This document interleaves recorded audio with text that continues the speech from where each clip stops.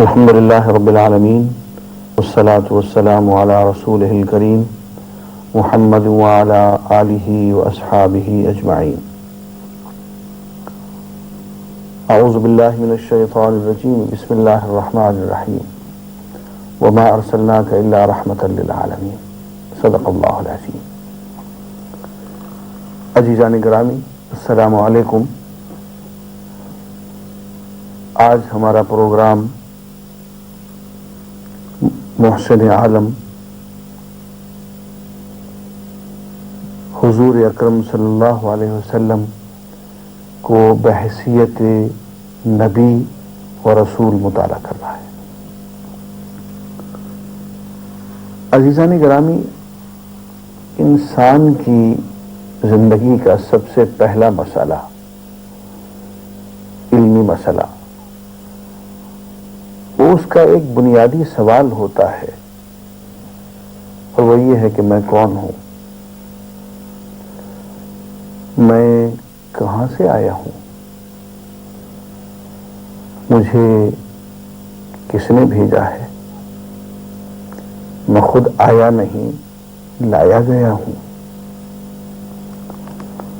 اور پھر یہ کہ مجھے کہاں جانا ہے، میری منزل کیا ہے، اس منزل کو حاصل کرنے کے لیے راستہ کیا ہے،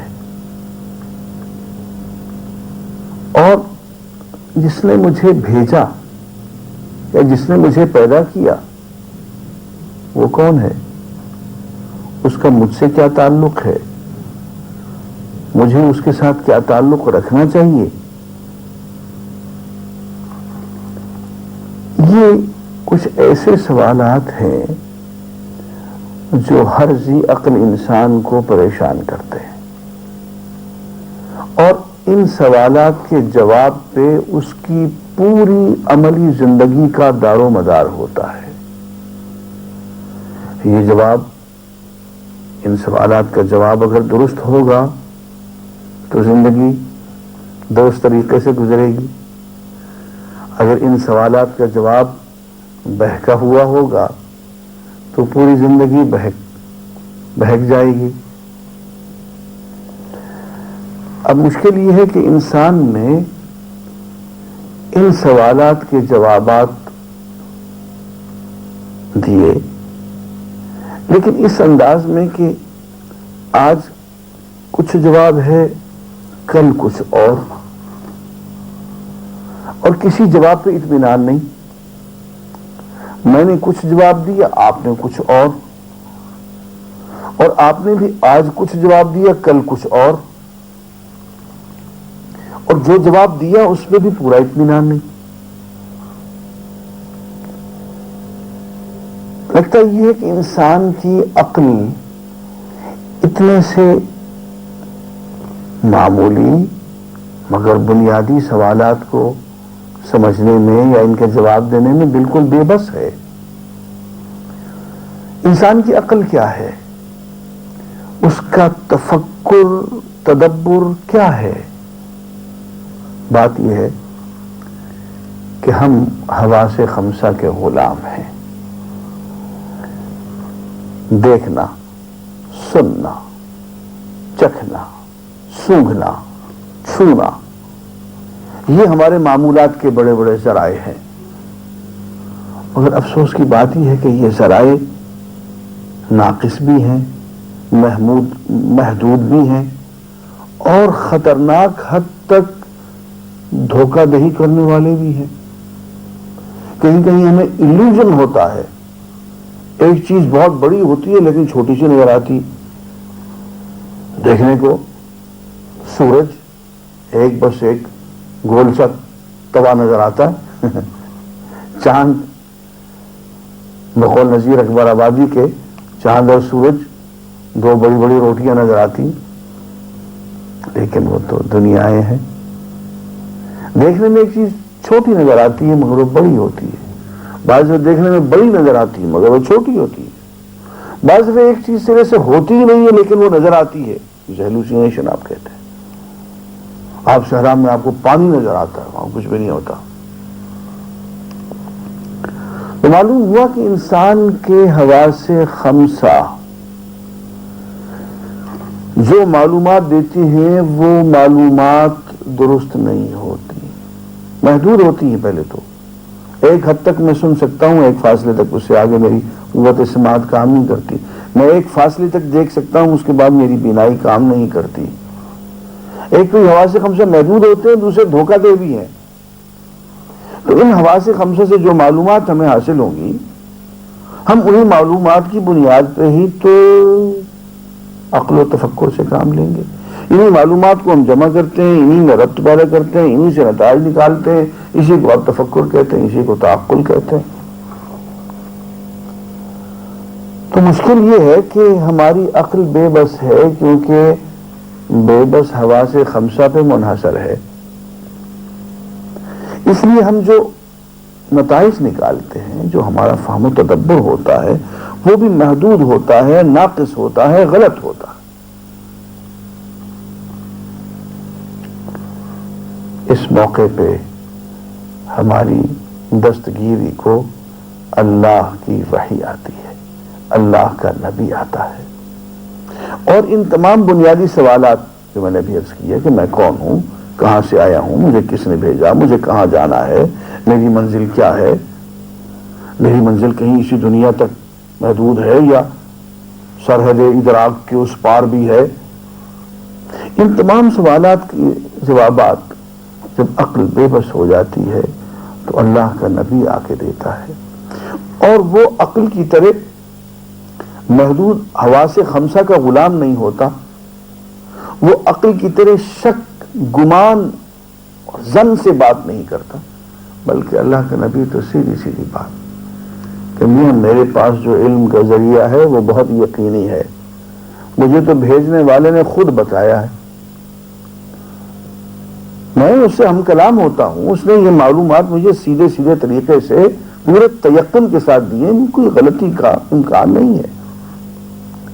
اور یہی وجہ ہے کہ وہ لوگ جو کہ صرف عقل پہ بھروسہ کرتے ہیں، ان کی سوچ، ان کا اسلوب، ان کا انداز، ان کی زندگی گزارنے کا طریقہ، ان کی ہر چیز بالکل الگ ہوتی ہے. اس کے برعکس وہ لوگ جو انبیاء ہوتے ہیں، جو وحی کے ذریعے ہمیں تعلیم دیتے ہیں، ان کی زندگی، ان کی سوچ، ان کی ہر چیز بالکل الگ ہوتی ہے.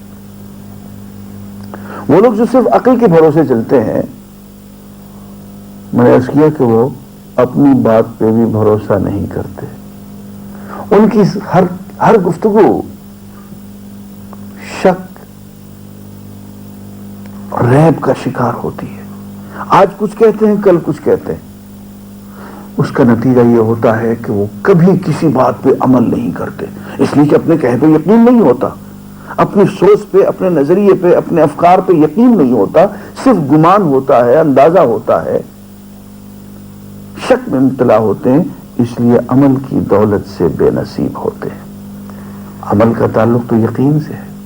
تو پہلی بات یہ کہ شک میں مبتلا، آج کچھ کہا، کل کچھ کہا، اور عمل کسی پہ کچھ نہیں. کردار کی ناپختگی، اور کسی سے وفا نہیں، نہ اس سے نہ اس سے. اور یہ لوگ جو محض عقل کے سہارے جیتے ہیں، ان میں کبھی آپس میں اتفاق نہیں ہوتا. فلسفی ہوں، مفکر ہوں، وہ شخص کچھ کہہ رہا ہے، وہ شخص کچھ کہہ رہا ہے، وہ شخص کچھ کہہ رہا ہے، ایک ہی گھر میں رہے لیکن بات پہ کوئی اتفاق نہیں ہے. اس کے برعکس انبیاء کرام جو وحی لے کے آتے ہیں، وہ آج جو بات کہہ رہے ہیں تو 100 سال کے بعد وہی بات کہہ رہے ہیں. ان کی بات میں کہیں شک نہیں ہوتا ہے، گمان نہیں ہوتا ہے، ظن نہیں ہوتا ہے، اٹکل پچو نہیں ہوتا ہے، بلکہ جو بات کہتے ہیں صحیح اللہ کی دی ہوئی معلومات کی بنیاد پہ کہتے ہیں. اور ایک بات آج کہی تو کل بھی وہی بات. اور پھر بڑے مزے کی بات، ایک نبی عرب میں آیا ہے، ایک نبی عراق میں آیا، ایک مصر میں آیا، وہ 1000 میل ادھر ہے، وہ 2000 میل ادھر ہے، وہ 2000 سال پہلے آیا، وہ 3000 سال بعد میں آیا، بات سب کی ایک، افکار سب کے ایک، عقائد سب کے ایک، ہزارہا سال کا فاصلہ، ہزارہا میلوں کا فاصلہ، لیکن بات سب کی ایک، متفق الخیال۔ پتہ چلتا ہے کہ ان سب کو ایک ہی ذات میں بھیجا ہے، اور پھر جو کہتے ہیں اس کو کر کے دکھا دیتے ہیں۔ پوری کی پوری زندگی کردار کی پختگی کی علامت، سمبل آف کیریکٹر۔ اور پھر مزے کی بات یہ ہے کہ دنیا میں آپ کہیں بھی چلے جائیے، اس لیے کہ دنیا کا کوئی خطہ ایسا نہیں ہے جہاں کوئی نہ کوئی نبی نہ آیا ہو۔ وَإِن مِّن أُمَّةٍ إِلَّا خَلَا فِيهَا نَذِيرٌ، کوئی بھی امت، کوئی بھی قوم ایسی نہیں آئی جس میں اللہ نے اپنا نبی ڈرانے والا نہ بھیجا ہو۔ دنیا میں آپ کہیں بھی چلے جائیں، کہیں آپ کو صدق کی، اخلاق کی، امانت کی، دیانت کی، ایتھکس کی، انسانیت کی، باہم پیار محبت کی بات کہیں آپ کو اگر ملے گی تو اس کا آپ اگر سورس ڈھونڈیں گے کہ یہ کہاں سے آئی تو پتہ چلے گا کہ کہیں کوئی نبی بیٹھا ہوا ہے۔